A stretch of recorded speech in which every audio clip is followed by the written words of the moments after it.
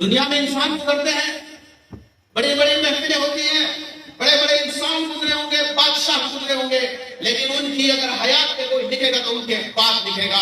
لیکن یہ واحد خاتم النبی محمد مصطفیٰ صلی اللہ علیہ وسلم کا وجود ہے جن کی آمد سے پہلے کتابیں بنی گئی ہیں، جن کی آمد سے پہلے کائنات اس بات کی گواہ تھی. 100 سال پہلے توبہ بادشاہ جو یمن کا رہنے والا تھا، اسے بتا دیا گیا کہ یہاں پر خانہ کعبہ میں مکہ میں حضور نبی کریم صلی اللہ علیہ وسلم کی بعثت ہوگی. وہ اس خوشی میں تمام لوگوں کے جو مکہ کے رہنے والے ہیں کھانے کھلا رہا ہے، وہ اس خوشی میں وہاں پر تحائف تقسیم کر رہا ہے. آخر کیوں وہ خوشی منا رہا ہے؟ کیونکہ اسے پتا ہے جو خوشی مناتے ہیں وہ اللہ کے چاہنے والے ہوتے ہیں، وہ حضور سے محبت کرنے والے ہوتے ہیں.